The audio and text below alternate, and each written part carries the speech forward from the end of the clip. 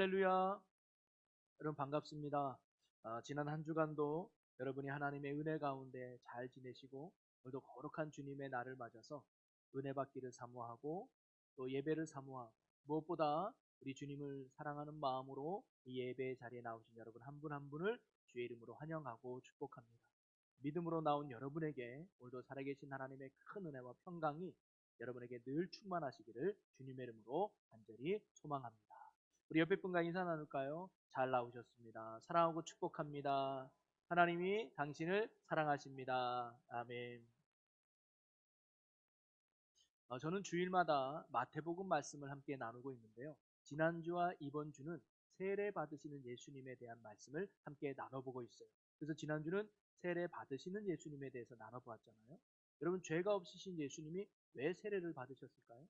예수님이 이 땅에 오신 목적이 무엇인가를 세례 받으심으로 우리에게 가르쳐 주기 위해서죠. 그래서 세례는 죽음과 생명을 의미하잖아요.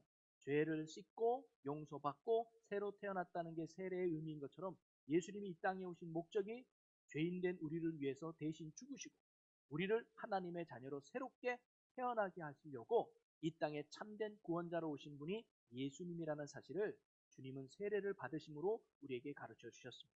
그리고 오늘은요, 세례를 받으신 이후에 일어났던 일을 성경이 오늘 우리에게 기록해 주고 있는데 우리 16절과 17절을 다시 한번 함께 봉독해 보겠습니다. 예수께서 세례를 받으시고 곧 물에서 올라오실새 하늘이 열리고 하나님의 성령이 비둘기같이 내려 자기 위에 임하심을 보시더니 하늘로부터 소리가 있어 말씀하시되 이는 내 사랑하는 아들이요 내 기뻐하는 자라 하시니라. 아멘. 이는 예수님이 세례를 받고 올라오실 때 세 가지 일이 동시에 일어난 걸 알 수 있는데요. 첫째는 하늘이 열렸어요. 그리고 그 하늘에서 하나님의 영인 성령이 비둘기같이 예수님에게 임하시고요. 그리고 하늘에서 음성이 들리는 거예요. 내 사랑하는 아들, 내 기뻐하는 자라라는 하늘의 음성이 들려요. 여러분, 기독교 교리 중에 가장 중요한 교리가 하나 있는데 그게 뭐냐면 삼위일체론입니다. 하나님은 한 분이시지만 세 분의 인격으로 일하신다는 거예요. 그래서 성부 하나님, 성자 하나님, 성령 하나님으로 계신다는 거죠. 근데 이 세 분은 세 분이지만 한 분으로 일하신다는 그 근거가 되는 말씀이 바로 오늘 말씀이 되기도 합니다. 오늘 본문에 삼위일체 되신 하나님이 다 등장하고 있어요. 세례를 받으시는 성자 하나님이신 예수님, 비둘기같이 내려오시는 성령 하나님, 그리고 하늘에서 말씀하시는 성부 하나님, 이 삼위일체 되신 하나님이 다 등장하고 있습니다. 하나님은 한 분이시지만 세 분의 인격으로 일하신다.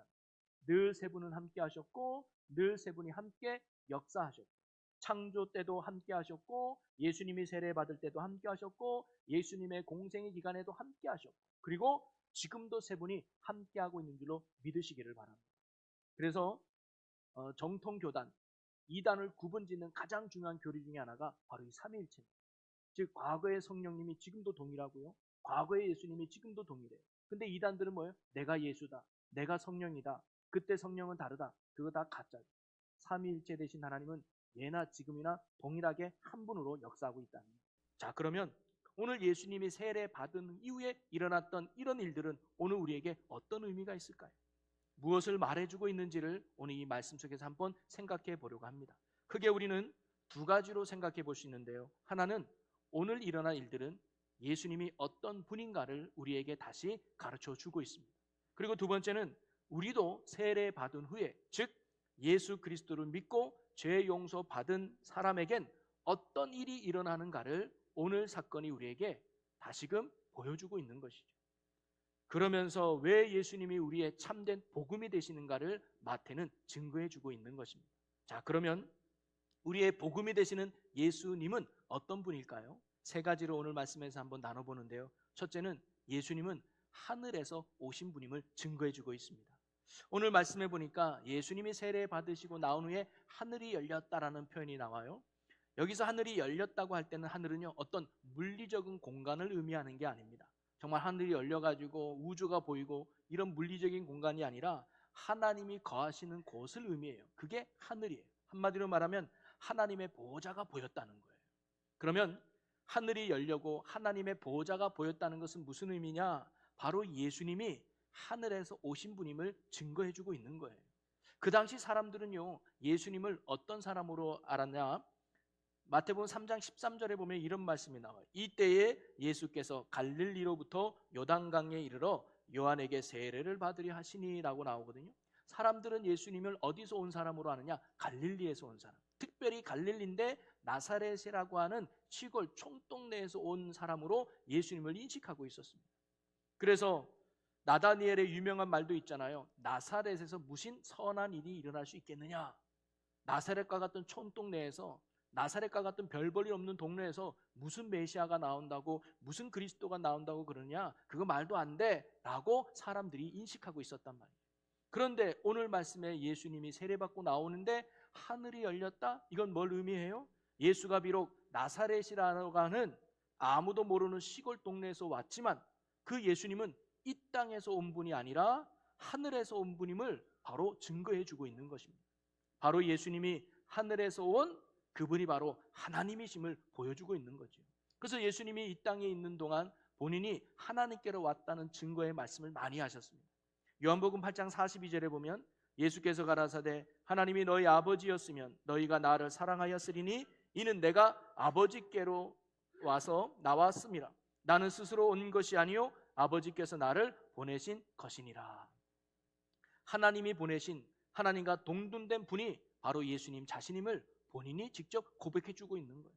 여러분, 우리가 예수님을 믿어야 될 이유가 어디 있냐면 그분이 하나님이시기 때문이죠. 그리고 예수님은 단순히 말로만 내가 하늘에서 왔다라고 말하지 않고 직접 삶으로 하나님만이 하실 수 있는 놀라운 일들을 예수님이 행하셨죠. 풍랑을 잔잔케 하시거나 물 위를 직접 걸어오시면서 자연을 통치하시는 하나님이심을 직접 보여주셨고요. 모든 질병과 심지어 죽은 자도 살리심으로 말미암아 모든 생명의 주관자가 되시는 하나님이심을 예수님이 보여주셨고요. 또 모든 악한 것과 귀신들을 능히 쫓아내시면서 모든 것의 주인 되심을 하나님이 보여주신 거예요. 바로 예수님이 곧 이 땅에 오신 하나님이라는 사실을 예수님이 공생의 기간 동안 증거해 주셨던 것이죠. 그래서 맥스 루케이도 목사님은 이런 말을 했어요. 우리는 예수님에 대해서 두 가지 중에 하나를 선택해야 된다. 하나는 뭐냐면 인간임에도 불구하고 자신이 하나님이라고 떠드는 미치광이로 믿거나 아니면 정말 그분이 하나님이 보내신 하나님으로 믿어야 된다. 둘 중에 하나지 중간은 없다라고 이야기해요. 여러분, 오늘 여기 있는 우리 모두는 예수님이 4대 성자 중에 하나, 믿어도 되고 안 믿어도 되는 그런 잡신 중에 하나가 아니라 그분이 참된 하나님이라는 것을 믿어지는 이런 은혜가 우리 모두에게 있기를 주님의 이름으로 간절히 축원합니다. 예수님은 하나님이라는 거예요. 두 번째로 예수님이 오늘 사건을 통해서 보여주시는 것은 예수님은 이 땅에 평강의 왕으로 오셨음을 증거해 주고 있습니다. 자, 16절 말씀을 다시 한번 보면요. 예수께서 세례를 받으시고 곧 물에서 올라오실새 하늘이 열리고 하나님의 성령이 비둘기같이 내려 자기 위에 임하심을 보시더니, 이제 하늘이 열려서 거기에서 성령님이 예수님에게 임하는데 뭐와 같이 임하느냐? 비둘기같이 임했다라고 나와요. 여러분, 왜 많고 많은 새 중에 비둘기일까요? 강한 독수리로 임하면 더 멋있지 않았을까요? 아니면 화려한 공작 새로 임했다면 더 멋있지 않았을까요? 그런데 왜 보잘것없는 비둘기와 같이 성령이 예수님에게 임하셨을까요? 그것은요, 성령과 더불어서 예수님이 이 땅에서 어떤 일을 하실지를 가르쳐 주고 있는 겁니다. 그러면서 비둘기가 갖는 상징적인 의미가 있어요. 마태복음 10장 16절에 보면 보라 내가 너희를 보냄이 양을 이리 가운데 보낸가 같도다. 그러므로 너희는 뱀같이 지혜롭고 비둘기같이 순결하라 라고 나와요. 즉 성경은요, 비둘기를 순결한 존재로 표현해주고 있습니다. 순결하다는 것은요, 순진하다, 결백하다, 깨끗하다, 무해하다라는 의미가 있고요. 더 나아가선 다른 의미로 평화롭다, 화평하다, 그런 의미가 순결에 담겨져 있습니다. 바로 이 비둘기가 상징하는 게 뭐냐면 평화와 순결을 상징한다는 거예요. 바로 하나님의 영인 성령이 평화와 화평의 상징인 비둘기같이 예수님에게 임했다는 것은 뭘 의미하느냐? 바로 예수님이 성령님과 더불어서 이 땅에 화평을 주러 오신 분임을 증거해주고 있는 거예요.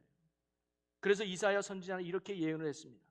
이사야 9장 6절에 이는 한 아이가 우리에게 낳고 한 아들을 우리에게 주신 바 되었는데 그 어깨에는 정사를 메었고 그 이름은 기묘자라 모사라 전능하신 하나님이라 영존하시는 아버지라 평강의 왕이라 할 것임이라. 바로 예수님은 이 땅에 성령과 더불어 평화를 주러, 화평을 주러 오신 분이 예수님이라는 거예요. 그래서 예수님이 하신 가장 중요한 사역이 뭡니까? 죄로 말미암아 끊어졌던 하나님과의 화평을 이루어 주신 거예요. 하나님과의 관계를 회복시켜줘서 하나님과 하나 되게 하신 것이 예수 그리스도의 사역입니다. 그래서 에베소서 2장 14절에 그는 우리의 화평이신지라 둘로 하나를 만드사 중간에 막힌 담을 허시고, 로마서 5장 1절에는 그러므로 우리가 믿음으로 의롭다 하심을 얻었은즉 우리 주 예수 그리스도로 말미암아 하나님으로 더불어 화평을 누리자. 아멘. 바로 우리는요, 예수 그리스도로 인해서 끊어졌던 하나님의 관계가 다시금 회복되어져서 하나님을 아버지라고 고백할 수 있고, 하나님 우리를 자녀 삼아 주셔서 하나님과 함께하는 축복의 삶을 살게 된 줄로 믿으시기를 바랍니다. 그런데 이런 예수님의 화평은요, 하나님과의 화평만을 이루지 않았습니다. 이 땅에서, 즉 사람과의 화평도 예수님이 이루어 주셨다는 거예요. 예수님이 임하는 곳에 참된 평안과 참된 화평이 이루어지는 줄로 믿으시기를 바랍니다. 예수의 복음이 드러난 곳마다 전쟁이 사라지고 다툼이 사라지고 분쟁이 사라지고 평화가 찾아오는 줄로 믿습니다. 사람들 관계가 좋지 않았던 삭개오에게 복음이 들어가니까 그 삭개오가 이웃과의 화평을 이루는 능력의 삶을 살지 않습니까? 죄수였던 바울을 때리면서 어긋났던 간수에게 복음이 들어가니까 죄수인 바울과 하나가 돼서 화평을 이루는 능력의 삶을 살지 않습니까? 가정에 복음이 들어가면, 직장에 복음이 들어가면 내 삶에 복음이 들어왔던 끊어졌던 인간관계가 회복되고 하나님의 참된 평화가 우리 안에 일어나는 줄로 믿으시기를 바랍니다. 바로 예수님은 우리에게 이런 화평을 주시기 위해서, 우리에게 이런 참된 평안을 주시기 위해서 이 땅에 오신 평강의 왕이시라는 거예요. 오늘 저와 여러분이 예수 그리스도를 통한 참된 평안이 여러분의 삶에, 또 여러분의 가정에, 여러분의 직장에, 그리고 이 나라, 이 모든 사회 위에, 그리고 여러분의 삶의 모든 영역 가운데 함께 하시기를 주님의 이름으로 간절히 축원합니다. 그리고 세 번째는 예수님은 하나님이 사랑하고 기뻐하는 아들임을 증거해 주고 있습니다. 자, 17절 말씀을 다시 보면요, 하늘로부터 소리가 있어 말씀하시되 이는 내 사랑하는 아들이요 내 기뻐하는 자라 하시니라. 여기서 하늘로부터 나는 소리는 누구의 소리일까요? 하나님 아버지의 소리겠죠. 하나님은 세례를 받고 올라온 예수를 향해서 너는 내 사랑하는 아들이요 내 기뻐하는 자라라고 말씀을 하신 거예요. 근데 사실 당연한 거 아닙니까? 하나님에게 있어서 독생자 예수 그리스도는 누구보다 사랑하고 누구보다 기뻐하는 사람이었을 거예요. 아니, 사람이라는 표현이 그렇지만 자였을 겁니다. 자, 그런데 중요한 건 세례 받은 후에 하나님이 이 말씀을 하셨다는 거예요. 세례 받기 전에 하신 말씀이 아니고, 한참 뒤에 하신 말씀이 아니고, 세례 받고 올라오신 예수님을 향해서 나는 너를 너무 사랑하고 너는 나에게 너무 기쁨이 된단다라고 하나님이 고백하신 거예요. 그 이유가 뭘까요? 여러분, 예수님이 세례를 받으셨다는 것은 무엇을 의미합니까?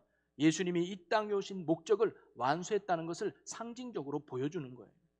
우리가 세례 받았다는 것을 뭘 의미해요? 죄 용서 받고 하나님의 자녀가 됐고 하나님의 거룩한 백성이 되었다는 것을 증표로 베푸는 예식이 세례 아닙니까? 세례 받았기 때문에 구원받은 게 아니라 믿음으로 말미암아 구원받았기 때문에 그 증표로 세례를 베푸는 거예요. 그러기에 예수님께서 세례를 받고 나왔다는 것은 뭘 의미하냐? 하나님의 구원이 온전히 이루어졌다는 것을 의미하는 거예요. 그리고 그 뒤에 하나님이 너는 내 사랑하는 자요 내 기뻐하는 자라고 말씀하신 이유는 뭐냐면, 하나님의 계획하신 구원 역사를 바로 예수님의 순종을 통해 온전히 이루어졌다는 것에 대한 하나님의 기쁨의 고백인 것입니다. 내 아들 예수야 너무 고맙구나. 내 아들 예수야 너 때문에 내가 온 인을 구원하려고 하는 이 계획이 완성되었구나. 사랑한다 아들아, 사랑한다 아들아라고 하나님이 고백하고 있는 거죠. 여러분, 우리에게 구원은 전적인 하나님의 은혜요 선물인 줄로 믿습니다. 구원받기 위해서 우리가 해야 되거나 할 일이 아무것도 없어요. 예수님이 이미 다 이루어 놓으셨습니다. 우리는 그 예수님을 믿음으로 받아들이기만 하면 된다는 거예요. 구원은 어찌 보면 우리에게는 거저입니다. 그러나 나에게는 거저지만 예수님께는 엄청난 대가를 지불했던 거죠. 그걸 알았던 바울은 빌립보 교인들에게 예수님에 대해서 이렇게 말씀해 주고 있습니다. 우리 빌립보서 2장 6절 8절을 여러분이 한번 읽어보겠습니다. 시작.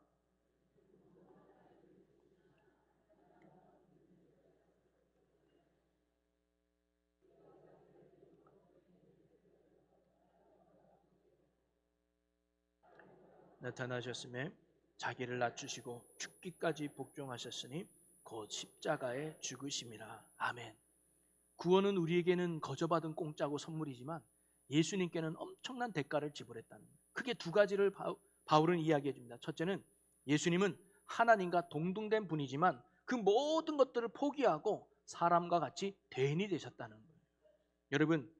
여러분 중에 애완동물 키우는 분 많이 계실 거예요. 강아지를 키우거나 개를 키우거나 심지어 곤충도 키우는 분 계실 거예요.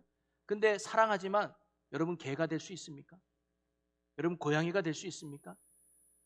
아무리 사랑해도 개는 아니고 고양이는 안 될 거예요. 근데 예수님은 그렇게 하셨다는 거예요.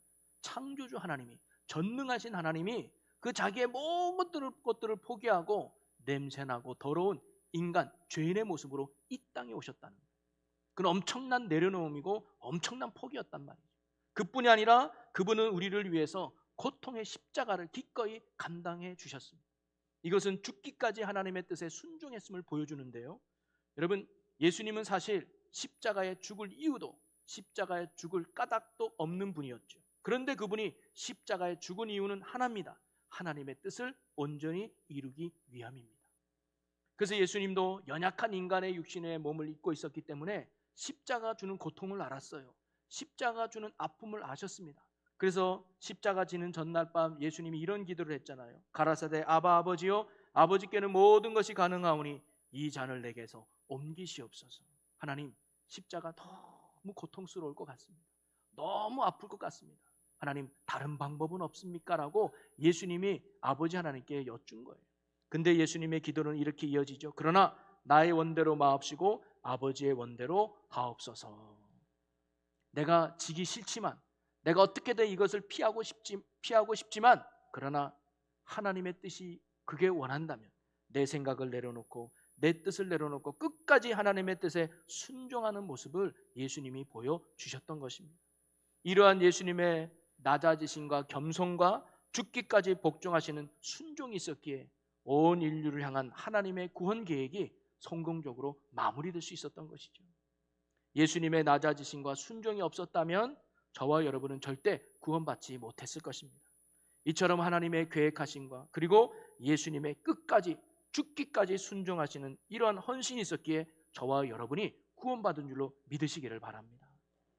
그리고 하나님은 이처럼 아버지의 뜻을 위해서 기꺼이 자신을 낮추고 그리고 십자가에 죽기까지 순종하신 예수님을 향하여 참으로 사랑하고 참으로 기뻐한다는 고백을 오늘 예수님을 향해서 하고 계신 거예요. 그런데 여러분, 오늘 예수님께 일어난 이 역사는요, 예수님께만 한정된 역사가 아니라는 겁니다. 바로 세례받은 우리들, 즉 예수를 믿고 죄 용서받은 자들에게도 동일한 역사가 일어난다는 것을 예수님이 먼저 우리에게 보여주신 거예요.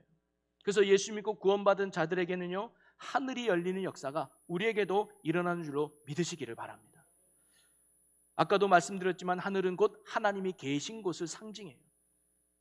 오늘 마태복음은 하늘이 열렸다라고 표현하지만 마가복음에는 하늘이 찢어졌다는 표현이 나와요. 이 찢어졌다는 단어가 헬라어로 스키조라는 단어인데 마가복음에는 한 군데 더 사용된 적이 있습니다. 그게 뭐냐? 마가복음 15장 38절인데요. 이에 성소 휘장이 위로부터 아래로 찢어져 둘이 되니라. 즉 휘장이 찢어질 때 그 찢어진 단어가 바로 스키조라는 단어를 쓰고 있습니다. 여러분, 성전에는 성소와 지성소를 구분해내죠. 그리고 지성소는 하나님만이 거하시는 거룩한 장소로 생각해서 아무나 못 들어가요. 그래서 거기는 손바닥만한 두께의 휘장을 달아놓았습니다. 아무나 못 들어간다는 거예요. 1년에 한 번 대제사장이 대속죄일에 한 번 들어갈 수 있는 거예요. 그런데 그 휘장이 찢어졌다는 거예요. 뭘 의미합니까? 죄인된 사람들은 이제는 누구든지 하나님 앞에 가는 길이 열렸다는 거예요. 그래서 위에서 아래로 찢어졌다는 그 일을 하나님이 능히 이루셨다는 거죠. 그래서 우리는 하늘이 열렸다, 하늘이 찢어졌다, 이 의미는 뭐냐면 바로 죄인된 우리가 거룩하신 하나님께 나아가는 길이 열렸다는 거예요. 그리고 우리도 예수님과 같이 이제는 땅에 속한 자가 아니라 어디에 속한 자? 하늘에 속한 자가 되었다는 것을 말씀해 주고 있는 것이죠. 그래서 우리는 아버지 집인 천국에 당당하게 들어갈 수 있는 거예요. 제가 늘 이야기하지만 우리 집에 허락도 안 받고 노크도 안 하고 벌컥벌컥 문 열고 들어오는 세 사람이 있다 그랬잖아요. 우리 애들 셋이에요. 노크도 안 해요. 왜? 아버지 집이 자기 집인 거야. 당당하게 들어오는 거야. 여러분, 우리가 천국에 들어가는 이유는요, 하나예요. 자녀가 되었기 때문에, 하늘에 속한 자가 되었기 때문에 당당하게 우리가 천국에 들어갈 수 있게 된 것이죠. 또 하나, 구원받은 우리는요, 성령님이 함께하는 능력의 사람이 된 거예요. 오늘 사도행전 2장 38절에 보면 이런 말씀이 있습니다. 베드로가 이르되 너희가 회개하여 각각 예수 그리스도의 이름으로 세례를 받고 죄 사함을 받으라. 그리하면 성령을 선물로 받으리니. 예수를 믿고 구원받은 자들에게는 하나님이 성령을 선물로 주신다는 거예요. 아니, 예수를 주로 고백하는 자에게는 이미 성령이 우리 안에 있습니다. 성령이 아니고는 예수를 주로 고백할 수 없다고 그랬거든요. 그러면서 이제는 우리의 힘으로 사는 자들이 아닙니다. 성령의 힘으로 사는 자, 성령의 도우심으로 사는 능력 있는 인생이 우리의 인생인 줄로 믿으시기를 바랍니다.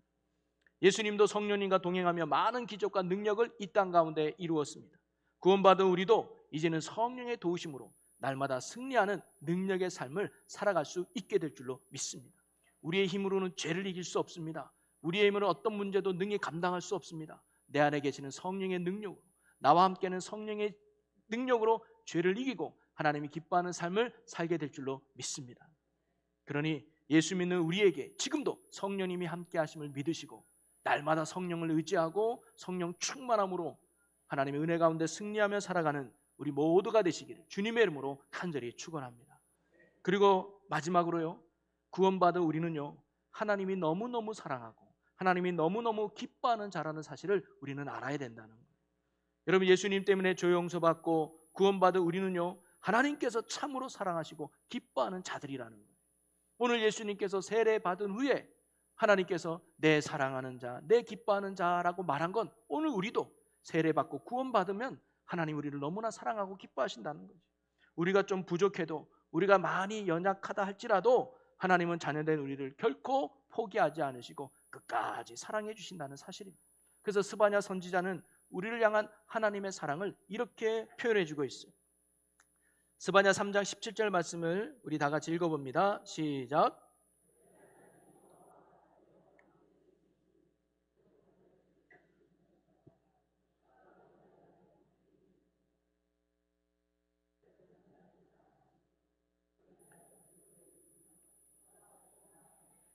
아멘.